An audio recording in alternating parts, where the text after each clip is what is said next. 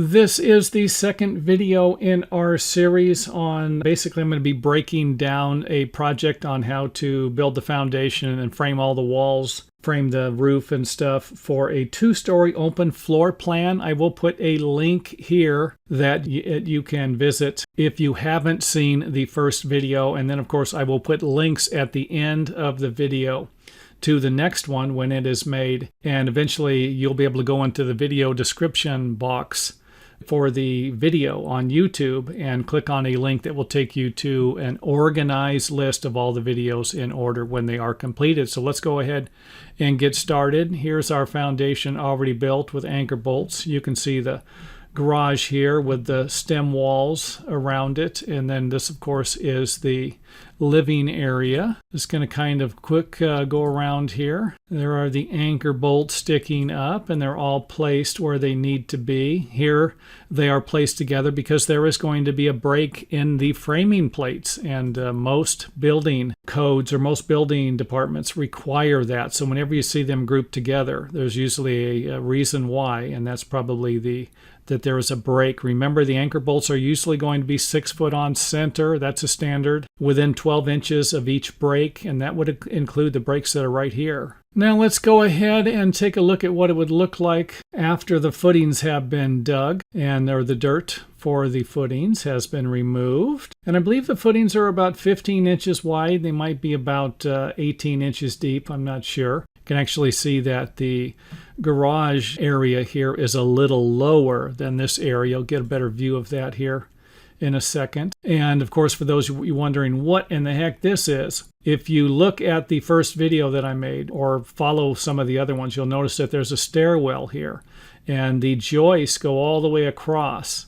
from these ends, but they actually stop over here, so it needs a load-bearing footing. A nice view of it there from the top, and you can see here where it's a little lower than the area above here. Now let's go ahead and form this baby up. So again, this would be nice if we could work this fast, but so be it. We are just going to take a little longer if we're doing this ourselves. So we can see here that the large garage door entrance is here, the smaller one here, and then we have some forms here. This will be the garage slab, which will be sloping. Reason why we got to pour it separate. And you can't always pour this all at the same time. I've done that before, and a little more difficult, but your engineer would love that, of course. Another view there. See how nice and straight this is. And I believe our form stakes here are 4 foot on center, something like that. You know, you don't have to locate them where I'm just kind of have them where I would have put them. And if I was building this, again, this is kind of a thought process for you to get inside my mind how I would do something like this. And something else I want to point out is that I have the dirt removed a little farther back, and that's so that, I don't know if I had a view, you can see it's back. The stake is actually on the other side here going down, and so the footing is actually going to be about 3/4 of an inch past this, but if this is the finished area on the form or the concrete foundation when it's done, you're actually going to go about 2 1/4 inches from here to the dirt. And the reason for that is just so that I could drive the stakes in. You know, a lot of times you'll dig this, they'll come in, they'll dig it all perfectly, you know, where it needs to be, and then you drive the stakes and you're fighting it. You're chipping away dirt for each one of these to drive down into the soil. So just something to think about when you are digging the foundation for the forms. You might want to leave a gap in here. You might not. That'll be up to you. Now let's go ahead and set our rebar, and you can see here where the bars are bent at a 90-degree angle, and they have a 20 times the diameter lap. I think I might have a video. I'll put a link in here so you can check that video out. That way I don't got to go into any detail on that. And of course this might require a few more rebar pieces in here, up a little higher. I just have this down. This will actually be what they refer to as a bond beam going across the garage. They didn't have them a long time ago. And here's how the rebar would kind of go in, or how it would be used to tie all of this together. And again, it's bent here. And we have it on the bottom. So these two are on the bottom. This one here is up above. And I don't have any rebar going across. Sometimes you're going to need rebar 24 inches on center going this way across the slab in both directions. or wire mesh. I don't have that in here. Another view of it there. You see where the stakes are down in the ground here up against the soil that has been removed behind the forms. Another view of this angle. We can see here where the rebar is coming in here. There's our anchor bolts. Anchor bolts and rebar for the garage corner. And this, of course, is the side of the garage where the single garage door would be located. And we can see that the anchor bolts are going to need to be a little higher. They need to be above the framing plates. That is definite. So this would be a bond beam basically going across here to connect everything together. Another view of it there, we can see the footing for the stairwell. And then, of course, after we pour it, it would look something like this. Let's strip our forms. And then the garage would look something like this. Our little stem walls here. Another view of it. Another view of it there. And then we will pour the garage slab, which usually slopes about 1/8 of an inch per foot. And nice to have some slope in it, of course. 1/4 of an inch might be a bit much, but I think that's also acceptable. In this video, I will provide you with some information on how you can build a concrete slab for this particular project, for this 12-foot by 12-foot home edition. Now, it's not going to be a short video, so bear with me. I tried to put a lot of detail into it, and think I did. Trust me, I drew enough stuff here this morning. So first thing that I would do, and this is normally what I would do if it's a concrete foundation, raised floor, I would just simply grab a straight board and kind of put it across here like this to give me some kind of a line that I could follow. And you could always use a string too. And you can see here where it kind of creates a square. And you could always double check it with the 3, 4, 5 rule. And I will put a link in here to that video that I have already made. And we also can check it by cross squaring it. And I think I have a video for that also. So here is the outline for the addition. By putting this board here, it will allow you to measure in both directions. So you're going to be able to get the measurement that you need from here, from the outside edge of the foundation to the outside edge of the other foundation. And of course, the other side here, you'll be able to get it from the foundation. Now, I'm not suggesting that you're going to be able to get these measurements precisely. You might have some stucco on the outside or some concrete. You know, this concrete could have a bow in it, or could be in a little bit, or just kind of zigzagging through here. So you're gonna have to double check the measurements here, and you can usually do that once you get your boards in place. You can measure from this point to this point, and then from this point to this point, and they need to be exactly the same to create a square structure. Now keep in mind that there are other ways to do this. This is just something that I used that worked for me whenever I was doing a room addition. So once you get the boards in place where you want them to be, you can start digging your footings. And I used to just simply, I would have the board here as a guide board, and I would just kind of draw a line in the dirt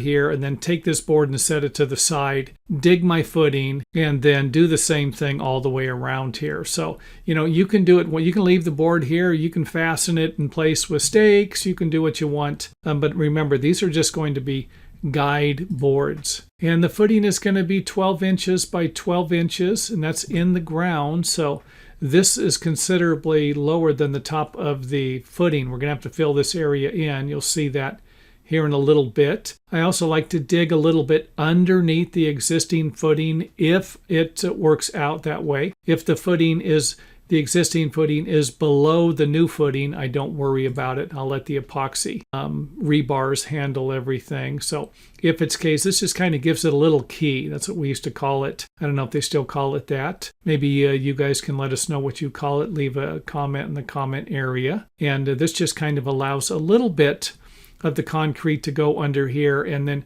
if this footing here was ever to push up somehow, or if this one here was ever to settle down, it gives it some type of a pressure point to give it some additional strength. After the footings are dug, you can start setting the forms. And again, you can do this and you can start from over here. You can start from in here. I'm just starting from this side and then going to work my way around. And I usually let the form board go a little past over here. You can have it stop right here if you want, but this kind of prevents the concrete from spilling out if that was ever going to happen. Gives you a little additional support there. And then I'm just going to drive one stake in the ground. You know, you can drive a couple if you want. You could even put a couple at an angle here, whatever you need to support everything. But I don't want to put all the stakes in until I have everything right where I want it. And then you can see here where it lines up with that. Now I need to point out something. The soil here, you're probably going to have to dig it a little further this way. You're going to, if you dig it even with this and you go to drive your stakes in, the stakes are probably going to cave the soil in. You know, I'm not saying it's going to be a big deal, or it could be a big deal, but I used to always dig my footings a little bit farther. I would dig them to the other side of the stake, and maybe even a ½ inch larger than that. So I'm just kind of throwing that out there as an additional bonus, something to think about. So can you have the footing 12 inches, you know, from the inside of this? Yes. Can it be from the other side? So let's say that I add 2 inches to the side of this, and then I only make my footing from the face of this 10 inches, the inspector might not buy it. I would just make the footing 14 or 15 inches wide and not worry about it. They're going to be looking at it from right here. But again, this is also going to depend upon your building inspector. Next board, everything needs to be level, of course. Next board, you set it with a couple. Now you don't really need this. You can nail this or screw this into this board here and then just put this stake in over here if you want. And then our last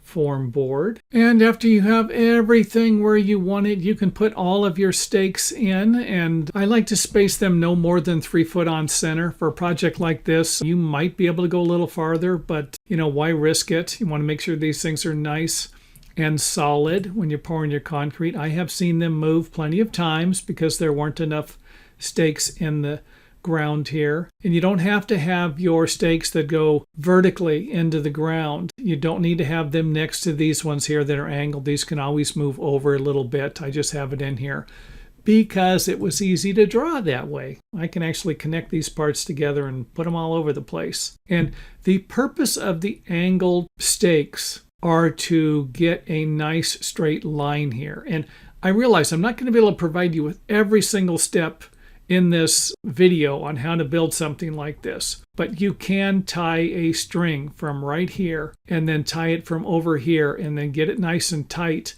and then actually pull the board or push it over and make sure that it lines up with the string to get a nice straight surface. On a 12 foot by 12 foot room addition like this, you want to have it nice and straight, but it's not going to be as critical as if you had a 30-foot wall here. You're going to have to make sure it's nice and straight, and that's where the string comes in for that. So stakes, you can get these at your local home improvement center or lumber yard. And then, of course, we're using duplex nails. And you can use 8Ds. I've seen a lot of people use them. I actually like to use the 6Ds, a little smaller nail. I've had the 8D nails actually split the stakes if you have a drier stake, and so I just put a few more of the 6s in to make up. But again, you can use whatever nails you want for that. And again, this is where the board, when it goes past, it creates a nice barrier to block this. If I had it even, you know, with this right here,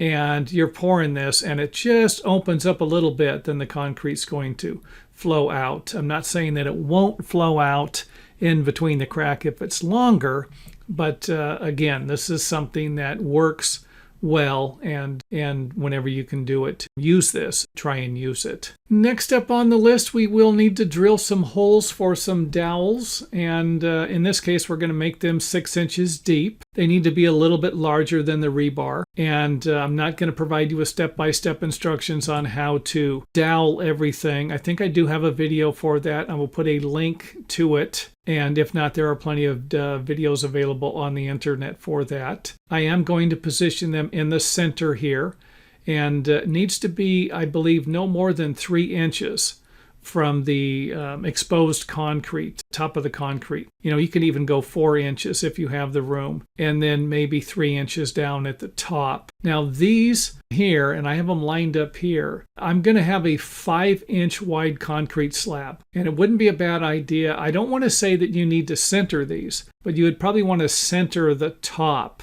of it, because you're going to be putting another piece of rebar on top of this, and you don't want it to get too close to the top of the surface, and you don't want it to be too close to the soil. And I believe we need to be at least 2 inches away from exposed soil for that. So we got plenty of room. If you're pouring a 4-inch wide slab, this could actually be a problem to do something like this. And you might want to go with the 6-inch, I believe it's number 10 wire mesh. If you're going to do something like that, might actually work better on a 4-inch slab. But again, this is something that an architect might not address. He draws in a 4-inch slab, and the engineer puts the rebar in, and that's the end of it. You guys are going to have to deal with the rest of it. So since this is my project, I get to do what I want. So we are putting them at least 2.5 inches to the top of the lower rebar. Now you are going to have to put some fill in here. What you're going to use, I can't really advise you on that. I know a lot of people use gravel. Only problem I have with gravel is that when you go to put the visqueen on top of it, it can actually tear it over time. So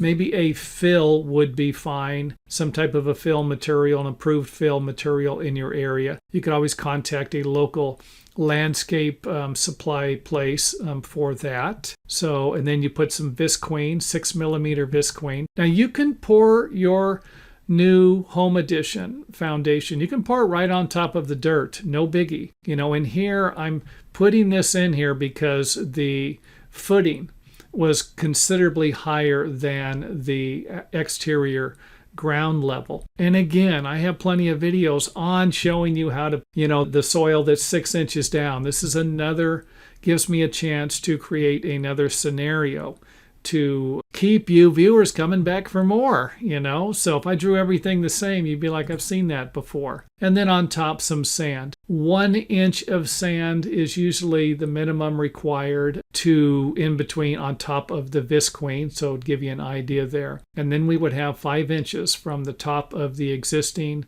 house foundation to the top of the sand. Next up on the list will be to epoxy the rebar into the existing foundation, and we're going to have one on the bottom on each side and then run a row across here, 16 inches on center, and then I just space this one a little bit farther. You could always equally divide them up to have them a little less than 16 inches on center so that they go equal distances from here to here, or just simply put one in the middle here. I just left it out and hope the inspector didn't like it or likes it, approves of it. So there's not going to be an inspector on this job. I don't have to worry about it. I can actually just do what I want, and I just approve this, so that's the end of that. So all of these rebars will be the same size. They're number 4 bars. They're sitting on top of little concrete blocks. These are concrete spacer blocks.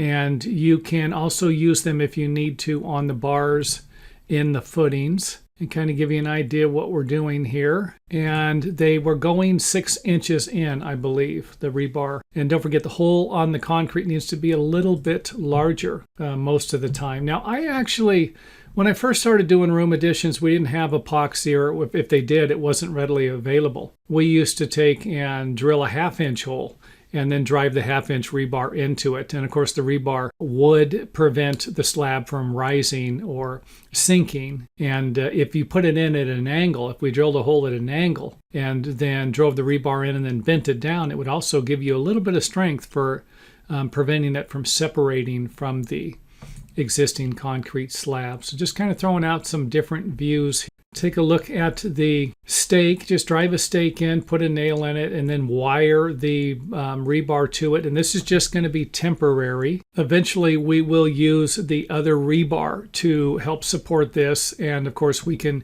use some boards for on the forms to help hold it up also. Here are the little blocks. We used to call these dobies. I don't know where the word came from. If you do, feel free to share it with us. And we just cut all the rebar the same size. And these, of course, are running this way. And next up on the list would be to install the rebar running this way. Again, 16 inches on center, and it is going on top. And you can get a pretty good idea why I wanted this in the middle right here. So this top of this rebar, if it's in the middle, then both of these will be about 2¼ inches away, I'm guessing, from the top here. And feel free to correct me on my math there. But if 2 inches is the minimum, and you have an inch in here, then it's probably going to be 2 inches. That's probably more of where I'm at here, not 2¼ 2 inches. And if that's the minimum distance for rebar, then you're going to have to make sure that you figure that out. Like I said, 4-inch slab just might not work. So here they are lining up, the rebar lapping here. For number 4 rebar, this needs to lap at least 20 inches minimum. And here it's being held up by the support stake that we put in the ground. A view from above. You can see here where this is going. The one on the bottom is lapping the same exact way there, coming the same on this side over here. And that is it for our rebar. Now let's go ahead and install our anchor bolts and the support braces that are going to be holding them up. And you can actually purchase these. They have some support braces, plastic. I don't know if they have them out of metal. I think they do, but you can get those, or just grab a piece of scrap wood and then drill a hole in it and position it accordingly. So the anchor bolt, the center of the anchor bolt, should be in the center of the wall. So if we have a 2x4 wall, it's going to be 1.75 inches in to the center of the anchor bolt. And then, of course, you're not going to need the washer on top. Some of my videos have the washer on top because this is a pre-made component I can use as part of my drawings. So, and then the anchor bolt does need to be high enough. You're going to need to allow for the 1.5 inch plate if that's what you're using. If you're using a 3x plate, you're going to have to add 2.5 inches. Now, the anchor bolt usually has a minimum embedment, and let's just say 7 inches is kind of a standard. It can be deeper. It just can't be smaller. So if you were going to use a 12-inch anchor bolt for something like this, you'd probably be fine. But if you're not exactly sure, get a 14-inch or a 16-inch. And you'd be fine with that. So 7 inches would be from the top of the form, top of the foundation, to the bottom of the anchor bolt. So give that an idea. And again, I don't know if that's actually from the top of the anchor bolt where it bends instead of the bottom. So if anybody has any clue on that, feel free to share it with me. I've always made sure that my anchor bolts were longer so I didn't have to deal with that. It wasn't too difficult. I'd go down to the lumber yard and they would have 12-inch, 14-inch, 16-inch anchor bolts. I would just get the 14 inches for something like this. And the embedment was, about 8 or 9 inches. I was fine with it. So here is the temporary brace again, anchor bolts in the corner. We will be removing this once we get over to this side here. And I'm just simply going to put a stake or a piece of scrap wood, and you can always nail it to the top of the forms. And you can use this to hang the rebar. I can simply run some wire, and I would probably drive a duplex nail in or a screw here and here. I've done this before where I've wired it up and thought that it wouldn't move, and it did move. So make sure that you have a nail into the forms and a nail where the wire is, or something at least, to prevent the wire and the rebar from moving. So this way you could hang it from here and then get rid of the support brace. And you can see here where we can actually connect the top of the rebar here